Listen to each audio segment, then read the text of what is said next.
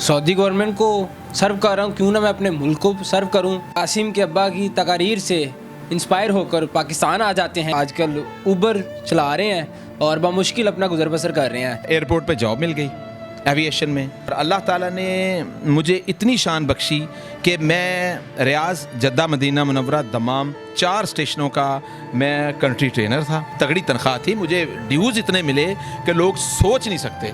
मेरी जब transaction bank में हुई तो खुदा की कसम बैंक बंद कर दिया गया था लोकल ट्रांजैक्शन के लिए।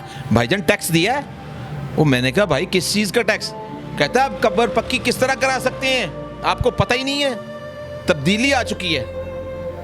ये थी मदीने की रियासत। और वो जो कहता है इमरान को छोड़ना है तो यहाँ गोली मारो, और दूसरे दिन रो के कह रहा है मेरा ताल्लुक नहीं है पीटीआई से। रुलते गए हैं पर चस बड़ी आई है, असी रुल भी गए हैं तो चस भी कोई नहीं आई। अस्सलाम वालेकुम, डेली धरती के साथ मैं हूँ आपका मेज़बान रेहान है। नाज़रीन, मेरे साथ मौजूद हैं नदीम बाबर साहब, जो कि 1999 से सऊदी अरब में मुकीम थे और कासिम के अब्बा की तकारीर से इंस्पायर होकर पाकिस्तान आ जाते हैं कि मैं सऊदीया में रहकर एक आला ओहदे पर हूँ, सऊदी गवर्नमेंट को सर्व कर रहा हूँ, क्यों ना मैं अपने मुल्क को सर्व करूँ। जिस धरती ने मुझे जन्म दिया मैं वहीं जाऊँ और सर्व करूँ, और जब तब्दीली आ जाएगी, रियासत मदीना बन जाएगी, तो मैं भी उसका एक हिस्सा होऊंगा। आजकल उबर चला रहे हैं और बामुश्किल अपना गुजर बसर कर रहे हैं। ये मेरे हाथ में इनके कुछ सर्टिफिकेट्स और कुछ अचीवमेंट की फ़ाइल्स हैं। एक अवार्ड है इनका, ये जो कि 2017 में इन्होंने रिसीव किया होगा। और ये जो फ़ाइल हैं, ज़िंदगी में पहली बार किसी एक बंदे की मैंने इस तरह से वज़न के हिसाब से, किलों के हिसाब से देखी हैं। इसका तकरीबन 2-2.5 किलो वज़न होगा, इतने सर्टिफिकेट्स हैं।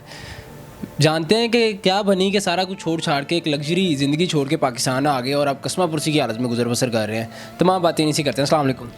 वालेकुम सलाम। नदीम भाई कैसे हैं? अल्लाह पाक का बड़ा एहसान है, करम है, अल्हम्दुलिल्लाह। सबसे पहले तो मैं आप लोगों का बहुत शुक्रिया अदा करता हूँ कि आपने वक्त निकाला और ऐसे लोगों को हंट करने की कोशिश कर रहे हैं कि जो लोग कुछ करना चाहते थे और कर ना पाए।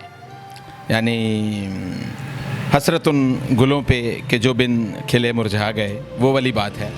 अब कहने का मकसद ये है कि मैं अपना इंटरव्यू स्टार्ट करने से पहले रिवर्स चलना चाह रहा हूँ। Reverse in a sense? Reverse in the sense ये कि लास्ट पे आप पूछेंगे आपका पैगाम क्या है, मैं स्टार्ट में आपको पैगाम देना चाहता हूँ। दें, आज हम कुछ नया करते हैं, दें आप पैगाम। पैगाम ये है कि खुदारा यूथ के लिए पैगाम है, नौजवानों के लिए पैगाम है। पैगाम ये है कि खुदारा इन मदारी वाले लोगों पर, इन तमाशागर लोगों पर एतबार मत करें, ये सब झूठे हैं। ये 47 से लेकर आज 2023 है, 75 साल हो गए। मैं पाकिस्तान हूँ, मुझे नोच के खा लिया है इन्होंने, मेरे जिस्म में बोटी बोटी खा ली है, और सिर्फ अपनी सीट इनको चाहिए, इनको और कुछ नहीं चाहिए। 1999 में आप पाकिस्तान छोड़ के जाते हैं, विद फैमिली शिफ्ट होते हैं, फिर अपने करियर का आगाज़ करते हैं। लेकिन काम क्या करते थे? जो पोस्ट थी वो भी ज़रा नाज़रीन के साथ शेयर कर दीजिए। टेक्निकल ग्राउंड पे मुझे एयरपोर्ट पे जॉब मिल गई एविएशन में, जिसमें ख़ास एक शोबा होता है refuelling aircraft and fuel quality control. तो उस शोबे में मुझे जॉब मिली। मेरे लिए बिल्कुल लेमैन की तरह थी। मुझे लगता था कि शायद एक जिस तरह हम पेट्रोल पंप्स पे नोज़ल के साथ फ्यूल डालते हैं, इसी तरह हम जहाज़ में भी फ्यूल डालते होंगे और इसी तरह क्वालिटी कंट्रोल करते होंगे। लेकिन जब मैं एयरपोर्ट में दाखिल हुआ तो मैं तो शशदर रह गया, मेरे पाँव से ज़मीन सरक गई, इसलिए कि ये तो बड़ा मुश्किल काम था, मेरे लिए एक चैलेंज था। तो मैंने इसको चैलेंज समझ के कबूल किया और अपना करियर जो स्टार्ट किया ट्रेनी से। और अल्लाह ताला ने मुझे इतनी शान बख्शी कि मैं रियाज, जद्दा, मदीना मुनव्वरा, दमाम 4 स्टेशनों का मैं कंट्री ट्रेनर था, और ऑन एंड ऑफ लंदन वगैरह और तुर्की वगैरह ये सारी मेरे रीच में थी। मैंने, अल्लाह ताला ने मुझे इतनी तरक्की दी कि एक ओवरसीज़ पाकिस्तानी जो सोच नहीं सकता, यानी अपने मुल्क में रह के आप इस तरह की तरक्की करना बहुत मुश्किल है, एक लोहे का चना है। और जहाँ पे कोई सिफारिश ना चलती हो, وہاں تو ویسے ہی ناممکن ہے. یہاں تو پرچی چلتی ہے نا, وہاں پرچی نہیں چلتی, وہاں ایفرٹس چلتی ہیں, آپ کی محنت کو دیکھا جاتا ہے. 24 آور دیے میں نے کمپنی کو, اور اس بیس پہ میں ایسا اوپر گیا کہ I have never look back. تو یہ ساری جو میرے اچیومنٹ ہیں, آپ نے میرے ڈاکومنٹس دیکھے, اچیومنٹس دیکھی, اور اس طرح کسی کو ایوارڈ ملنا ایک بہت بڑا آنر ہے. یہ ڈیڈیکیٹ کرتا ہوں میں اپنے عوام کو, پاکستان کو. میرا سر اس وقت فخر سے بلند تھا کہ جب مجھے یہ ایوارڈ مل رہا تھا, میں نے جب گھر بات کی تو میرے والد صاحب نے ایک ہی بات کہی کہ بیٹا آج تم نے پیدا ہونے کا حق ادا کر دیا. ماشاءاللہ. کیونکہ یہ بہت بڑی اچیومنٹ تھی میرے لیے. تو جب اس ٹائم پہ پہنچے, ہمیں ان باتوں کا بالکل پتہ تو چلتا تھا کہ جو ملک کے حالات جا رہے ہیں دن بدن بدتر ہو رہے ہیں ہمیشہ کی طرح, اور ایک دم سے ایک بندہ اٹھتا ہے اور ایک تبدیلی کا نعرہ لگاتا ہے, اور ایک نیا پاکستان کا نعرہ لگاتا ہے, اور کہتا ہے میں مدینے کی ریاست بناؤں گا, اور کہتا ہے کہ میں وہ ملک بناؤں گا کہ جہاں پر لوگ باہر سے کام کرنے آئیں گے. تو آپ آ گئے کرنے کام. ہاں, میں اس اسپیچ کا حصہ بنا. میں اس بات کو ایگری کرتا ہوں, ایڈمٹ کرتا ہوں, اور میں یہ سمجھتا ہوں اس وقت تو مجھے تمام لوگ جب سمجھاتے تھے تو مجھے وہ بیوقوف لگتے تھے. آج میں ان سب لوگوں کے سامنے اپنے آپ کو بیوقوف تصور کرتا ہوں. اسی لیے آپ کہتا ہوں خدارا اب دیکھیں, بڑی سمپل سی بات کرتے ہیں ہم, پولیٹکس کی طرف بات نہیں کر رہے, لیکن اب دیکھیں کہ خان صاحب کے سٹیٹس کے مطابق 10,000 لوگ جو ہیں زیر حراست ہیں. اب یہ مجھے بتائیں وہ 10,000 لوگ جو زیر حراست ہیں, پی ٹی آئی ان کو اون نہیں کر رہی, پی ٹی آئی ماننے کو تیار نہیں ہے, وہ کہتے ہیں پلانٹڈ ہے. اور خدا کے بندو, جس طرح میرے ساتھ ہوا, میں نے لوگوں کو پکڑ کے ووٹ دلوائے, میں نے لوگوں کو موٹیویٹ کیا. لوگ کہنے لگے یہ جھوٹے ہیں, ہم نے فلانی پارٹی کو دینا, فلانی پارٹی کو دینا. میں نے کہا نہیں, دیکھو میں اپنا کریئر چھوڑ کے آیا ہوں, میں نے ہر چیز چھوڑ دی ہے. آپ اس ملک کے لیے کریں. آج اگر آپ اس تبدیلی کا حصہ نہیں بنیں گے تو ہمیشہ پچھتائیں گے. میں اس تبدیلی کا حصہ بننا چاہتا تھا جس میں میرا ملک سنور تھا, جس میں میرے ملک میں لوگ آرام سے رہتے, جس میں میرے ملک کے لوگ غریب کو روٹی ملتی, مکان ملتی, کپڑا ملتا. لیکن کچھ نہیں ایسا ہوا. آپ کو وہاں پر سارا کچھ مل تو رہا تھا, پھر پاکستان آنے کی کیا سوچی؟ اچھا سوال ہے.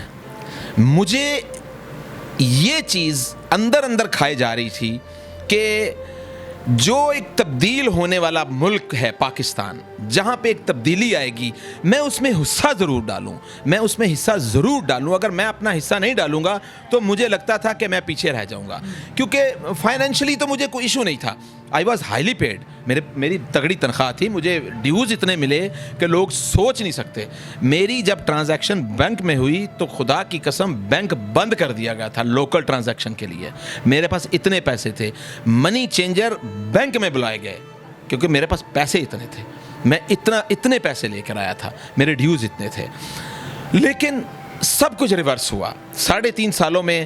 کوئی دیکھیں, اگر آپ بات کریں تبدیلی کی, 3.5 سال میں میرے حساب سے رزلٹ کا 0 ہے. اگر آپ مہنگائی کو دیکھیں, کنٹرول نہیں ہے. آج کس منہ سے خان صاحب اینڈ کمپنی مہنگائی کی بات کرتے ہیں؟ 100 روپے میں ڈالر لیا, 170 پہ پہنچا دیا. کھانے پینے کی کوئی چیز ایسی نہیں ہے کہ جو آپ کو نظر آتی ہو کہ 100 سے زیادہ نہ بڑھ گئی ہو. ایک دوا 400 گنا بڑھا دی گئی. اب مجھے سٹرائک کب ہوا؟ مجھے سٹرائک اس دن ہوا, میں جب پیدا ہوا تو میری والدہ اس دنیا سے چلی گئیں. مجھے میری بہن نے ماں بن کے پالا, ہماری سب سے بڑی بہن تھی, اور مجھے پتہ ہی نہیں چلا کہ یہ میری ماں نہیں ہے. یہ مجھے بڑے ہو کے پتہ لگا کہ یہ میری ماں نہیں ہے, یہ میری بہن ہے. یعنی وہ میری ماں تھی. بارش کے دنوں میں ان کی قبر نیچے بہہ گئی, پکی ہوئی تھی. میں موقع سمجھا کہ یہ بڑی نیکی ہے میرے لیے, میں قبر پکی کروانے گیا. تبدیلی کے ٹائم کی بات کر رہا ہوں, خان صاحب کے ٹنور کی بات کر رہا ہوں, رجیم چینج آپریشن سے پہلے کی بات کر رہا ہوں. سامان آ گیا, مستری آ گئے, کام لگے ہوئے ہیں, میں بیٹھا ہوں, 4 آدمی آ جاتے ہیں, کہتے ہیں بھائی جان پرمیشن کدھر ہے؟ میں نے کہا کس بات کی پرمیشن؟ بھائی جان ٹیکس دیا ہے. وہ میں نے کہا بھائی کس چیز کا ٹیکس؟ کہتا ہے آپ قبر پکی کس طرح کرا سکتے ہیں, آپ کو پتہ ہی نہیں ہے, تبدیلی آ چکی ہے. یہ تھی مدینہ کی ریاست کہ میں اپنی ماں کی قبر پکی کروانے کے لیے ٹیکس دوں. یہ تھا مدینہ. مجھے آپ بتائیں, اس دن مجھے پتہ لگ گیا کہ I have done a blunder. اس دن مجھے پتہ لگ گیا. میری فیملی وہ تھی, میں نے اس چینل پہ بھی یہ بتایا ہے کہ جو ہم 7 ڈے اے ویک ریسٹورنٹ کرتے تھے, آج ہم 7 ڈے اے ویک روز سوچتے ہیں کیا پکائیں. اور وہ جو کہتا ہے عمران کو چھوڑنا ہے تو یہاں گولی مارو, اور دوسرے دن رو کے کہہ رہا ہے میرا تعلق نہیں ہے پی ٹی آئی سے. میں پنجابی میں کہتا ہوں لکھ دی لعنت ہے. یہ موٹیویشن ہے آپ کی. آپ نے لوگوں کے بچے مروا دیے, آپ نے لوگوں کے بچے قید و صحبت میں ڈلوا دیے, ان کے فیوچر تباہ کر دیے. حالات آپ کے سامنے ہیں, تو اب یہ ساری چیزیں مد نظر رکھتے ہوئے آپ کیا کریں گے؟ موقع مل رہا ہے آپ کو. پہلے تو میں یہ ایک بات کہوں گا کہ پنجابی میں ایک بات کہتے ہیں کہ رلتے گئے ہیں پر چس بڑی آئی ہے. اسی رل بھی گئے ہیں تو چس بھی کوئی نہیں آئی. رول بھی گئے تو چس بھی نہیں آئی. دونوں باتیں ہوئے. تو اب بات یہ ہے بڑی سمپل سی کہ اگر مجھے اب دیکھیے قسمت کی بات دیکھیے کہ جب میں یہ چھوڑ کے آ رہا تھا تو ڈائریکٹرز مجھے یہ کہتے تھے, سی او مجھے یہ کہتے تھے, ندیم تم ہم سے ریکویسٹ کرو گے کہ مجھے دوبارہ لے لو تو آج رک جاؤ, ورنہ ہم تمہاری اس دن ریکویسٹ نہیں سنیں گے. آج میں ان کو ریکویسٹ کرتا ہوں, وہ سن نہیں رہے.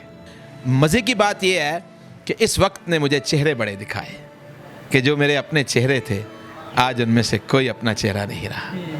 آج وہ مجھے میرا فون نہیں اٹھاتے.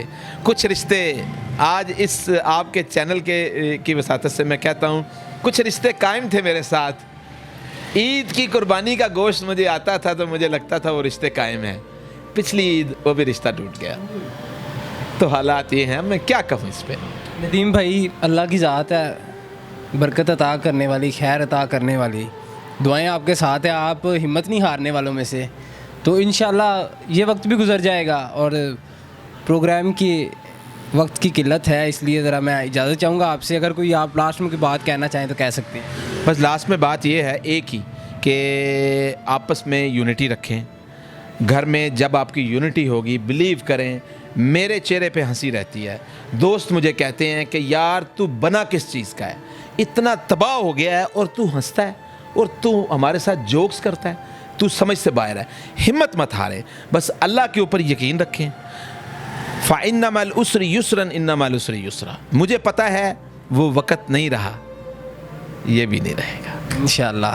ناظرین, آپ نے ندیم بابر بھائی کی زندگی کی کہانی چند لمحات میں سنی جو انہوں نے سمیٹنے کی کوشش کی.